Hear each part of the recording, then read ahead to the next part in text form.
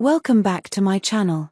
Stay tuned to our channel for sports and entertainment news all the time. Please subscribe the channel.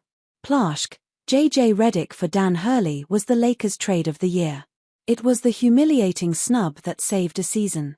It was the most beautiful embarrassment in Lakers history. Dan Hurley, thank you. Thank you for turning down $70 million from the Lakers to stay at UConn. Thank you for walking away from Hollywood to hang out in stores. Thank you for doing the unthinkable to a team desperate for the impossible. Thank you for the rejection, because it was the beginning of a rebirth. Because Dan Hurley said no, Redick said yes. Trade of the year. Can everyone now admit that hiring Redick instead of Hurley last summer has been the most important development in transforming an ordinary team into a potential champion? Acquiring Luke Doncic was great, but it is Redick who has seamlessly integrated him into the offense. The emergence of Austin Reeves has been fascinating, but it was Redick who enabled and empowered him. The renewed inspiration of LeBron James has been impressive, but it's been based on respect for Redick's voice and his vision. With disarming honesty, unrelenting passion, and unvarnished empathy, Redick has guided the Lakers through early-season embarrassments, bonded them through mid-season roster changes, and now has raised their intensity just in time for a deep spring run. Read more. LeBron James' health briefly a concern as Lakers beat Rockets to clinch number 3 seed. As a team, I feel like we can win a championship, to be honest with you, said Reeves after the Lakers' third-seed clinching win over the Houston Rockets on Friday night. The reason of that is, I know that everybody in the locker room believes that and has also bought into whatever your role is to help us do that. That belief comes from coaching, from Redick down through his top assistants, Scott Brooks and Nate McMillan, a powerful veteran brain trust that smartly and constantly connects. That's why I give this coaching staff a lot of credit, said Reeves. They come in, they planted their system and they held guys accountable to what they asked them to do and everybody bought into that.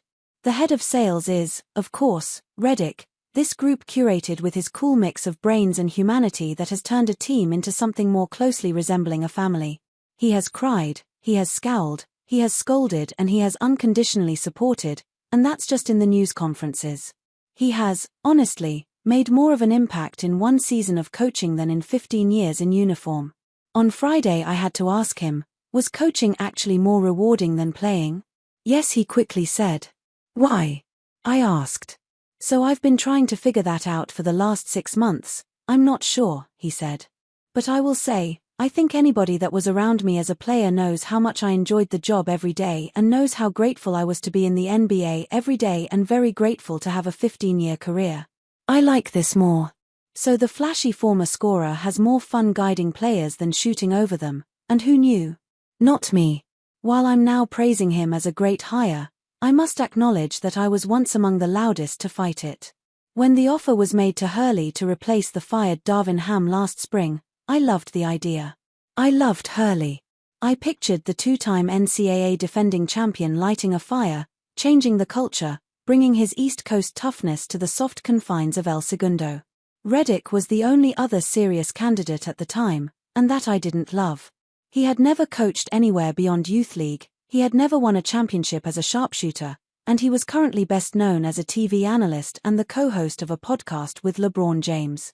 He wasn't qualified beyond being LeBron's buddy, and hiring him would be a mistake that would set the franchise up for more wasted years. Read more. Plaschke, I was wrong. Drafting Bronny James was a win for the Lakers. I was ready to welcome Hurley, writing, no-brainer. No question. No more looking. If the Lakers really think they can get him, they need to go get him. Then in the early days of June, Hurley stunningly turned them down, convinced by his wife, Andrea, to stay on the East Coast and pushed by his fighter's instinct to attempt a UConn three-peat. A couple of weeks later, the Lakers hired Redick, and most of the basketball world shuddered. So now it's painfully clear that JJ doesn't stand for just joking, I wrote at the time. So now this is real. Real unusual. Real unsettling. Real unfortunate. Rob Pelinka, the Lakers' general manager, saw it differently. It was just really important to us as we made this hire to find a head coach that could sit across the table from some of the smartest and best players in the world, Pelinka said at the time. This is the stage for those players to be able to relate to, Coach, hold them accountable, lead them, inspire them. And we felt like JJ was very unique in holding all those qualities to do that. It turns out, and not for the first time with this unusually special team, Pelinka was right and I was wrong. First, this season Hurley was a walking distraction at UConn, his angry sideline antics constantly grabbing the headlines and making one wonder how long would he have lasted with the Lakers before completely melting down. Meanwhile, Redick was immediately establishing himself here with basketball smarts and superstar relatability. Barely a month into the season, he aced his first test after the Lakers endured a 2-game stretch of horrible performances, getting blown out in Minnesota and Miami, the latter a 41-point loss. "I'm embarrassed. We're all embarrassed," he said after the Heat defeat. "It's not a game that I thought we had the right fight, the right professionalism. There has to be some ownership on the court and I'll take all the ownership in the world. This is my team and I lead it and I'm embarrassed. But I can't physically get us organized. I can't physically be into the basketball. I'm not blaming players. I own this, but we're going to need some ownership on the court as well." In that one locker room speech dressed as a news conference answer, he showed his players that this cool persona can be tough and unafraid, and then he took it a step further. It was around this time he had a chat with LeBron, and the team's most important player bought in and everyone soon followed. A December that began with the blowouts ended with D'Angelo Russell being blown out to Brooklyn to mark the second evolution of the team. This change, besides featuring the arrival of the underrated steal of the season, Dorian Finney-Smith, also resulted in a new bond between Redick and Reeves. With the frustrating Russell gone, Redick became the first Lakers coach to fully entrust Reeves with the role as the team's third option. Reeves has since played so well, that grouping of LeBron, Luka, and Austin has now become one of the NBA's big three. Friday night, after casually scoring 23, Reeves glowed when I specifically asked about the impact of the new coach.